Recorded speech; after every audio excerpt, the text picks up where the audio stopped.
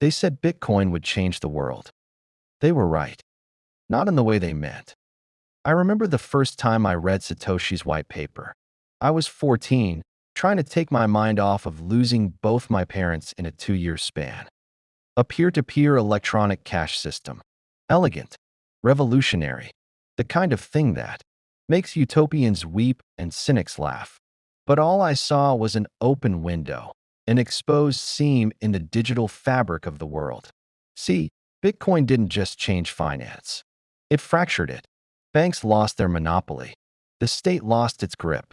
Suddenly, wealth wasn't locked behind vaults, wire transfers, or gold bars. It was out in the open, transparent, immutable, and most importantly, traceable. Most people don't realize that. They think Bitcoin is anonymous. It's not.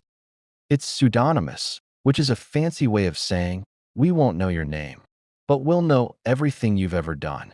Every transaction, every transfer, every time you moved a Satoshi from here to there.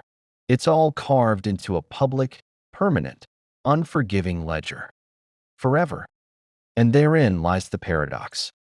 The same system built on transparency is guarded by people who are sloppy, overconfident, and completely blind to their own vulnerabilities. Let me tell you how it works.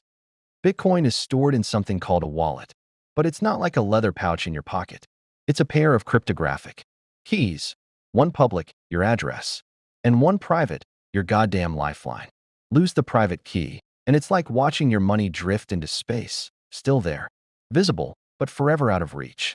Anyone with access to that key, though, they own everything. They don't need your face, or your ID, or your permission. They just need your 12 words. The seed phrase. A sacred mantra of randomized syllables. 12 words that unlock everything. 12 words people leave in their email drafts. On their phones. Scribbled on post-it notes. Posted, yes, actually posted, on Reddit to ask for help. And then there are the real fools. The devs who push their wallet backups to GitHub by accident.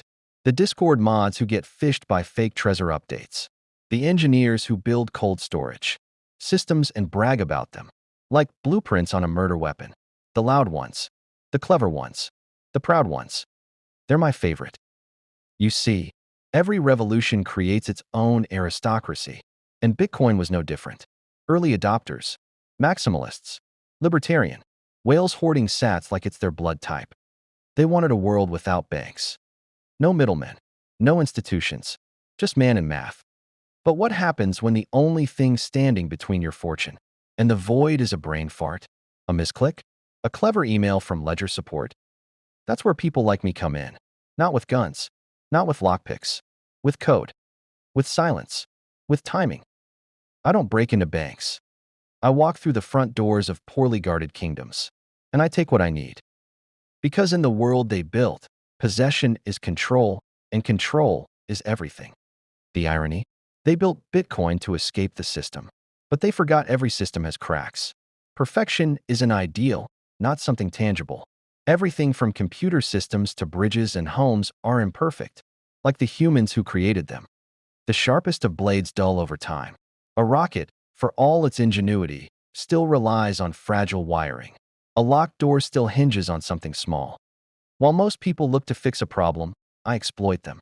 My name is Pearson Lee. My victims know me by another name. Hobin Rood.